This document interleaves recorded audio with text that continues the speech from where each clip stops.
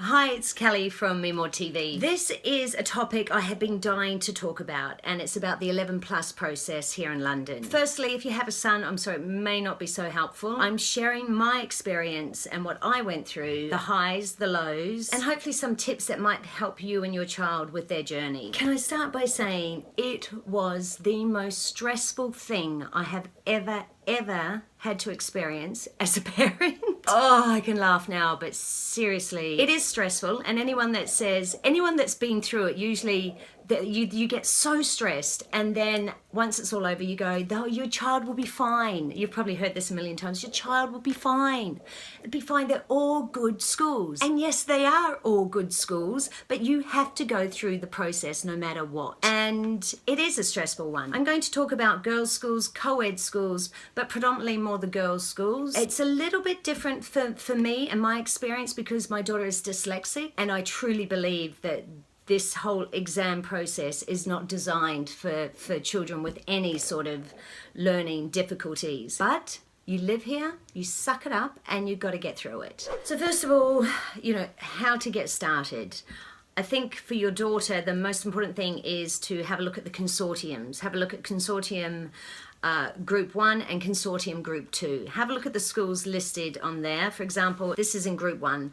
Francis Holland Sloane Square, Francis Holland Regent's Park, Notting Hill and Ealing, Queen's College, South Hampstead High, there's St Albans, St Helens and the Royal School. Consortium Group 2 is Channing, City of London for girls, Morehouse, Northwood College, Queensgate School, St James's School, and Godolphin and Latimer. So those are your two main consortiums. Now there's other schools that are not in those consortiums that you have to sit separate exams for. Consortium Group 1 and Consortium Group 2 are just two set exams. If you want to go for St Paul's and North London Collegiate, Herodian, Kew, there's a number of schools outside of the consortium. And if one of those schools are suitable for your daughter, then you would register her there as well. So go through the schools. I mean, I did the Tatler Good School Guide. I spoke to people. Just with that, everybody has an opinion. And it's good to gather some information, but don't be totally persuaded. Make your own judgment. You know your child better than anybody else. And you know their strengths, their weaknesses. So are you looking for a big school, a small school? Then I suggest you go and look at every school. I didn't do that with my daughter at first. I went to a lot of schools, and then I eliminated the ones that just were not applicable for her. And then I only showed her, I think I showed her 4 schools, because at the end of the day, you want them to be a part of the final decision when the offers come in, and they will come in. But you also want her not to see a certain school that maybe isn't right for her, but she got excited about it. So I think do your due diligence. And then the next step is registration. Now I did this all a year before registration. So I think it was October or November.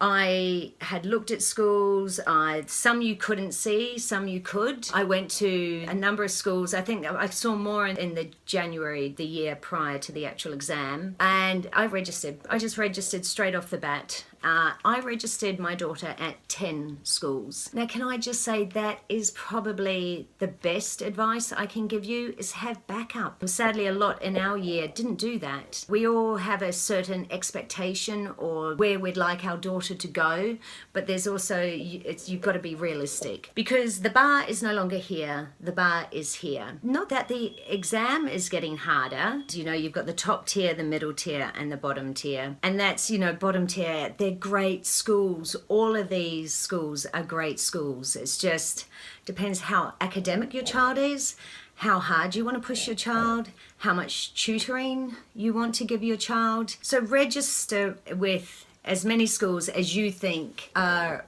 serious possibilities for your daughter, and aim a bit high. Cover all angles. I remember when I did take my daughter around to see her first school, which was one of my absolute favorites. This is where I think you've got to be quite selective with what you show them. Maybe she knew it was one of my favorites, and we walked out of there and she goes, don't like it. There's no way I'm going to that school. There's just no way I'm going to that school. I'm like, what? She's like, yep, no. I said, give me a reason.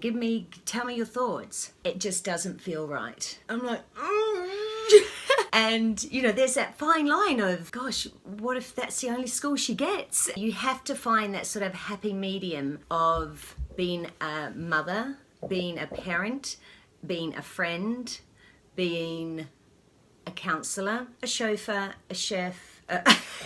We're all of those things, aren't we? So that was, you know, quite an experience. And, you know, my daughter did have an opinion on every school she saw. And she actually had her top choice school too, which she didn't get into. She got on the waiting list for that one. But I'll talk about results towards the end.